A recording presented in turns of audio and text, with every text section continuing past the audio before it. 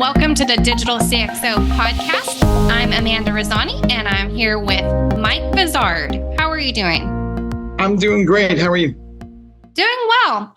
If you've been following our podcast, you know that we've pivoted and we are talking about all things digital transformation, innovation, automation, and we have a lot to discuss today. So with that, I'm going to kick it to Mike.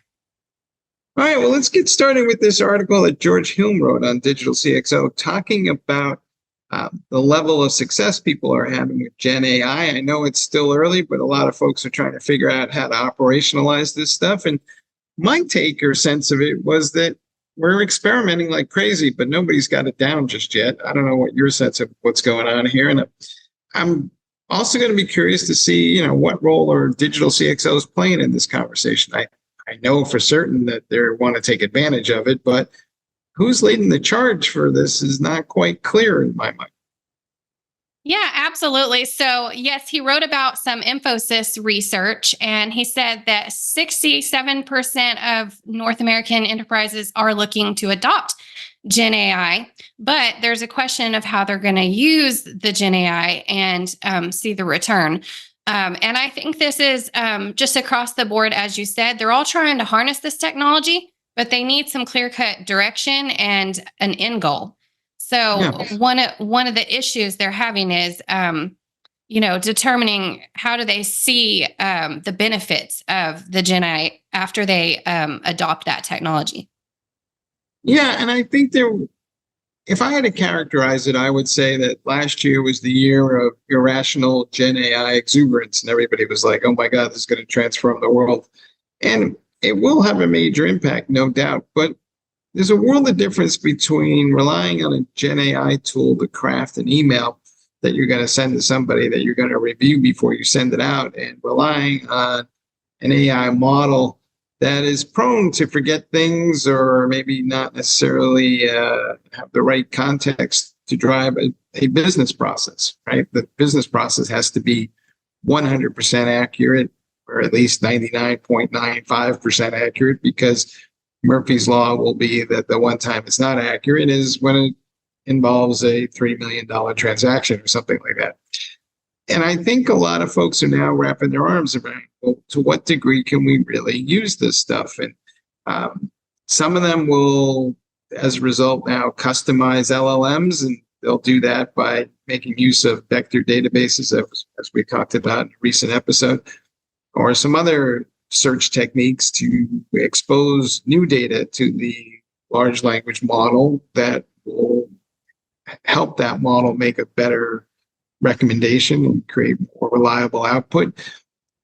But even then, that still requires, a review cycle somewhere. It's not like the thing is just automatically going to take care of all this stuff, or as one wag pointed out, they call it a co-pilot for a reason. It's not an automated pilot, it's a co-pilot.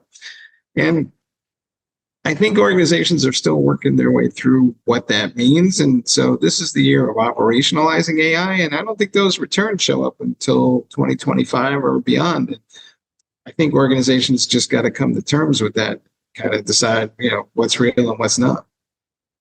Absolutely. There's a investment in this technology to the tune of billions of dollars, but it seems like many business leaders do realize that they may not see that return right away, but they're all just trying to make sure that they're implementing and using it, or else they're going to fall behind. There you go. I think that's the biggest issue I think people are having, right? There's this fear of being left behind, so everybody wants to be seen doing something. And that's a factor, because competitors will do things, and I've seen some amazing prototypes of things that are going to be, changing the way we operate at TechStrong Group, for that matter. But it takes time to get it right and to implement it, and not everything's going to happen overnight. So for all those folks that are looking for the Gen AI light switch, it doesn't exist. Absolutely. So it looks like next we're going to talk about a very interesting white paper put out by Gary Groover. And we're discussing leading large software organizations. So essentially, he wrote a great paper. You can find it on Digital CXO. And it's a a really good informational, lengthy paper. And he essentially says working backwards with Agile is the direction to go. And he gives some great examples of his time at Hewlett Packard. Basically saying it's important to have vision and direction at the beginning in this process, and then constantly being deeply engaged and active. So did you want to add your thoughts to that? Yeah, I mean, Gary's got a lot of history in the space. I think it's really worth it for digital CXOs to read this, because many of them have not led software organizations before, right? But they are more dependent upon software than ever. So they kind of really need to go find out how these software teams really operate at a senior level. Because if you want the outcome that you are theoretically responsible for delivering, that's not going to happen if you cannot speak to your developers and DevOps teams and even the data science teams in a way that they understand and they comprehend, and for that matter, respect. I think there's a lot of magical thinking that goes on sometimes in digital transformation, where somebody says, oh, well, it's just a mere matter of writing code. Far from it. Code, we use terms like software factory, but I don't know any developer that wants to work in a software factory. And the simple truth of the matter is they can't really just write code on a dime, right? It's as much art as it is science. It requires inspiration. It requires a moment of clarity. That doesn't just magically happen 9 to 5. And I think part of the issue is you gotta make it easy for them to create software when that inspiration strikes. But if you're running around thinking that you're gonna have some sort of factory that's just cranking out applications day after day, I would say you're sorely mistaken. This is a great article to read to kind of get you down the right frame of mind. Yeah, absolutely. It takes a mass collaborative effort. It can't all fall on them. And then there's another article on the site that's kind of related to this, but it talks about what data engineers can learn from SREs. And for those of you who don't know what an SRE is, it's a site reliability engineer, and it's core to the DevOps practice. And what we're seeing is the rise of best data ops practices to drive digital transformation. Data ops is, defining a set of best practices for managing data. We've talked about this on previous episodes, but data management is a mess in most organizations. If you really want to get the value of AI, you got to clean that up first. But that means you got to have some best practices in place for managing data, and that typically involves some sort of data engineer that you're going to hire to kind of bring some order to the chaos. But if you look closely at what the data ops folks are doing, the best practices that they're using are essentially a clone of the best practices that the DevOps teams have been using to manage application development. And so these two teams need to be closely linked with each other, and those best practices have to be aligned. But this is where the rubber meets the road when it comes to digital transformation. So digital CXO should have just as we said earlier, a very keen understanding of the relationship between not just how the software is built, but the relationship between the software team and the data teams and everything else that makes that digital transformation go. I know they all think that there's some sort of, IT leader or CIO that's going to do all these things for them, but the CIO doesn't always know what the outcome is supposed to be, what the vision is. So if the digital CXO officer doesn't have that capability, they're kind of going to be, shall we say, watching something and hoping rather than leading, going back to Gary's point. So again, this is another article worth reading. And in that same vein, I would also commend you to, there's an article over on DevOps.com that's about a company called LogZ.io that is adding an ability to discover anomalies in IT environments to their observability platform. And their point is that each of those anomalies is a business event somewhere that someone should correlate and investigate, because we're so dependent upon IT. And my only point here is the platforms are getting better and smarter about how to surface business events that should be investigated, so that we know what's going on in these digital environments, and we're not just kind of wondering what that hiccup was. We can actually get to the root cause and even maybe use some Gen AI tools to ask some queries in natural language. Why did this thing go south? What do we need to do to fix it? So I, on the plus side, it's getting easier to figure out what's going on with IT. On the downside, we have a history on the digital CXO side of maybe trying to be too much of a business executive and not enough of an IT executive. Yeah, I think it's always helpful when you can have all the departments come together and communicate more regularly. And if you understand from the ground up at least a little bit of the inner workings of different processes, rather than staying siloed in your own area, it's always going to be better. All right, cool. So we invite you to check all those things out, but I think we're going to shift the gear here and talk about one of my pet peeves, which is what happens when you go to the doctor. Had a good chat with Dr. Mike Merrill, who is the Chief Medical Officer for Brook Health. And he has a book out calling Leadership is Overcoming the Natural, 52 Maxims to Move Beyond Instinct. And we had a great conversation about why is it that all these wonderful digital transformation techniques and capabilities don't really manifest themselves when you go to the doctor's office or the healthcare system. And that ranged from everything from, the healthcare provider is trying to figure out how to reduce their costs, not necessarily provide a better patient experience. It also is that they just wind up replicating a broken paper-based process and throwing it into a digital system. And then on the back end, all these healthcare systems do not talk to each other. So if you wind up going from one hospital to the next hospital, there's just no way your records are going to show up there. So you wind up spending half a day basically re-entering the same data over again, and they don't have any ability to actually analyze that data against other data to come up with some sort of treatment because, basically they don't even know what's in the other system. So they can easily wind up prescribing you drugs that conflict with what you're already taking. So the whole system is, not to be overly negative, but there's been progress, but we're such a long way from realizing any of this digital business transformation vision in the healthcare sector that it's a wonder that more patients aren't rebelling.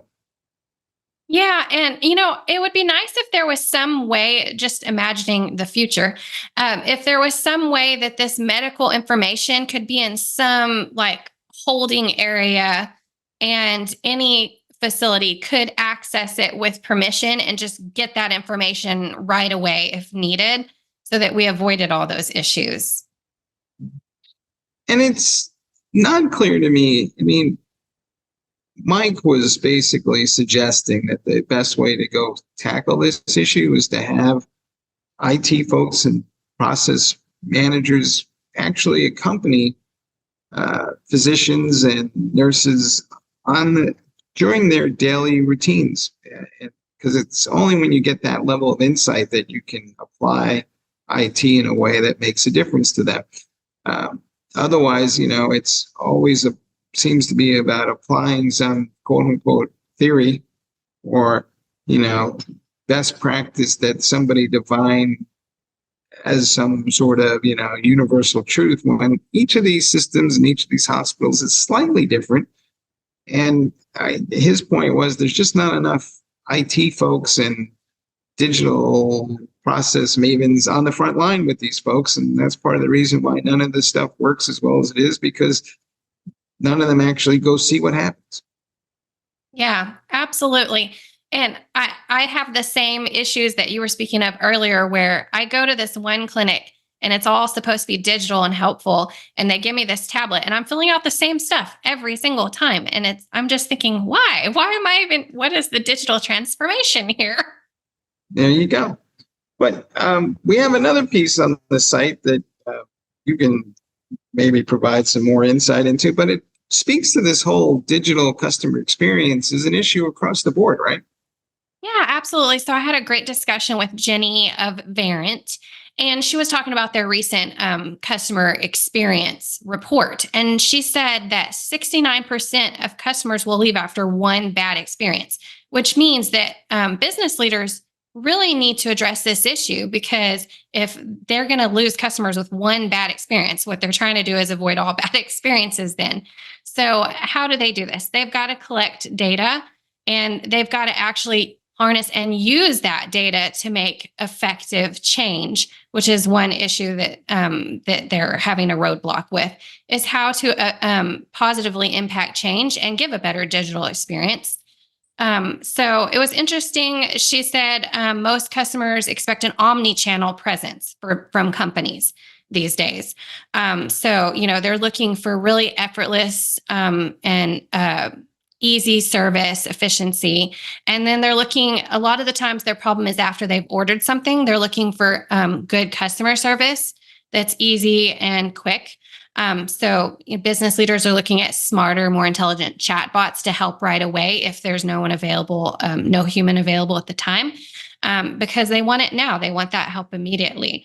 So it was a very interesting conversation about just the greater expectations that customers have now.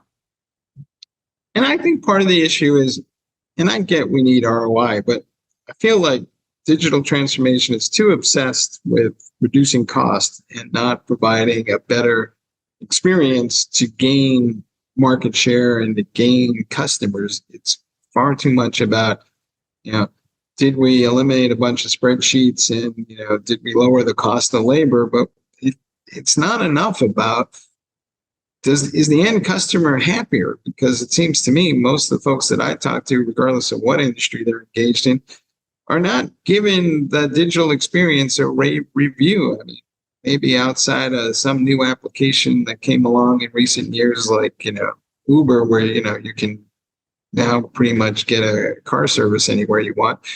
A lot of this basic tasks that we do every day are still as cumbersome as ever. Yeah. And it's as we become more digitally inclined, it just comes to a point where customers' expectations are just at a higher level. They take for granted that they're going to have a level of service, and they're going to more notice when they don't have that level of service than notice, the opposite. We always focus on when we don't have what we expected. So they do need to put more effort into it, because, the return on investment, if they're looking at cutting costs, well, if they don't focus on customer experience and they lose the customers left and right, that's not effective. And I get it's hard if you're an established player in the space, because you have all these back-end systems that a lot of them don't have APIs, and a lot of them are, shall we say, antiquated. In fact, where you do see better digital experiences, it's usually from some startup company that doesn't have all that weight behind it. Their issue, of course, is they don't have enough data to do a lot of interesting things. So we have this kind of split where the incumbents have all the data and no way to kind of do anything interesting with it, and the startups have all the interesting ways to do things and no data. So maybe there'll be a wave of mergers and acquisitions to drive that convergence, but from my perspective, you'll see occasionally a great financial services application, but it's typically not from a well-known bank. It's usually some startup you've never heard of. I think a lot of the younger folks are happy to use those services, but the people who have money are like, I'd rather see that come from somebody I already know. Right. Yeah. It's definitely a dilemma. All right, folks. Well, that's what we got for this week. Thanks once again for listening to us. But Amanda, take us out. All right. Well, I want to thank you for tuning in. And if you're just now catching the Digital CXO podcast, go back. We have several podcasts. Catch up. There's been some great conversations, and we'll see you next week.